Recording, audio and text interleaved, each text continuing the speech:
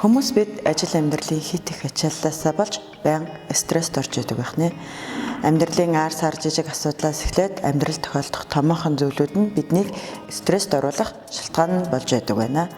Стрессийг эерэг, сөрөг гэж хоёр төрөлд хуваадаг бөгөөд эерэг стресс нь биднийг баяр жаргалтай болгож, аз жаргал, сайн сайхан бүхий эерэг мэдрэмжүүдийг бидэнд төрүүлдэг бол сөрөг стресс нь уурлах, бухимдах, айж хичих гэх мэт сөрөг мэдрэмжүүдийг бидэнд үүсгэдэг байна.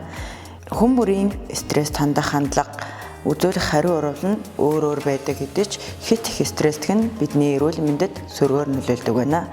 Стресс нь бие махбодод болон сэтгэл зүйд дараах байдлаар нөлөөлдөг байна.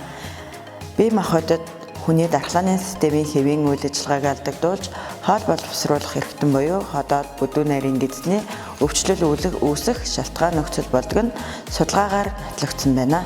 Сэтгэл зүйд нойргууд нь уур уцаатай болно, толгой өвдөх гэх мэт шинж тэмдгүүдээр илэрдэг байна. Гэхдээ стресс нь заавалж сөрөг үзэгдэл байх албагүй бөгөөд зарим стресс нь хүнийг хөгжүүлж, амжилттай ажиллахад бас нөлөөлж болно. Өөрөөр хэлбэл та тухайн нөхцөл байдлыг хэрхэн хүлээж авч байгаагаас гарах үр дүн нь өөр байж болно гэсэн үг юм а.